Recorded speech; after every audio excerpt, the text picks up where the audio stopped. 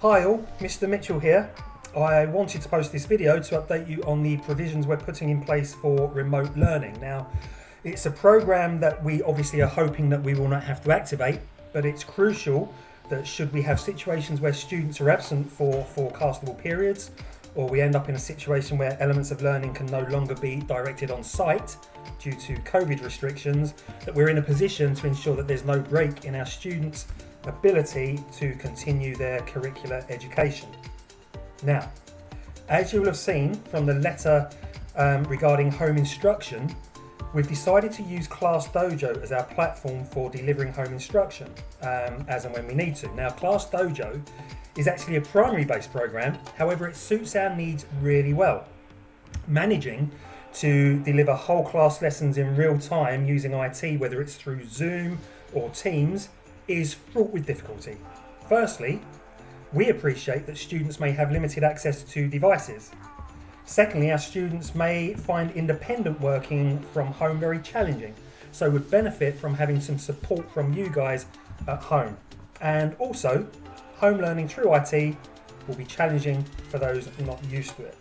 What Class Dojo allows us to do is deliver pre-recorded learning episodes that allow our students to access them at a time which is most beneficial to them, whether that be in the evenings or at a nice calm time where they feel able to learn, or indeed when they're able to access devices.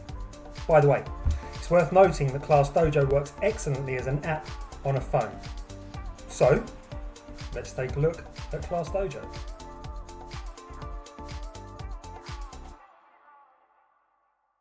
So, Class Dojo is really user-friendly. Think of it as a kind of educational Facebook. It's that simple. But before we get onto how it works, I want to show you through the process for getting set up. Now, if you haven't by the time you're watching this, you will soon receive an email which asks you to set up your account. You simply need to follow the link and you'll then be asked to verify that you are the parent or carer of the named student.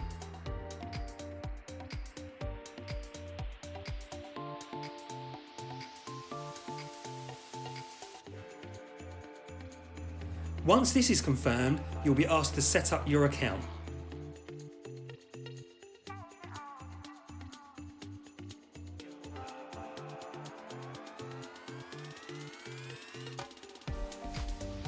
You'll then be taken into your home screen, which looks like this. Congratulations, so far so good. You, as the parent or carer, have your account active. As soon as something is posted for your student, you will receive another email message asking you to set up their account also. Once again, you simply need to follow the link, which will take you to the login options for your student. Once you decide how best to log in, you'll be able to access the student virtual classroom. Now, as I've mentioned, Dojo works very much like an educational Facebook. When work is posted for the student's attention, it will appear on the homepage. For your ease, we will be posting links for each subject. So, if we look here, for example, we will have one link for the subject of English. If you follow that link, it will take you into the various options that you can choose.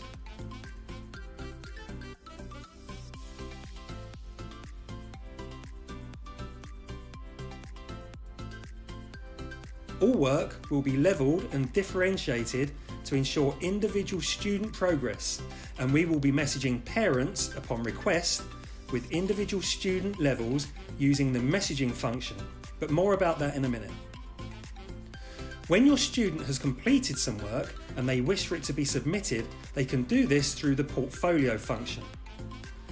It's important to know that students can only add work to their portfolio through the student account, not through the account of the parent or carer. Please remember when submitting work to label it with the name of the subject that the work is for. You can do this by using the caption function before submitting. You can upload files, photos, any means you would like to submit work back for our feedback.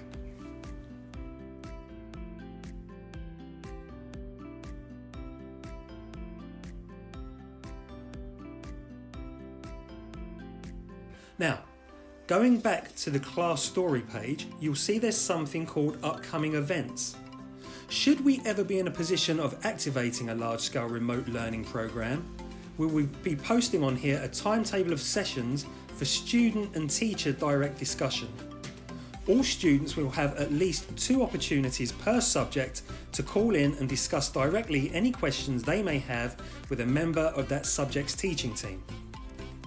We will make sure that these calls take place in small groups so all discussion will be relevant to all students and everyone will have the chance to address any queries or questions they have. Now, back to Dojo.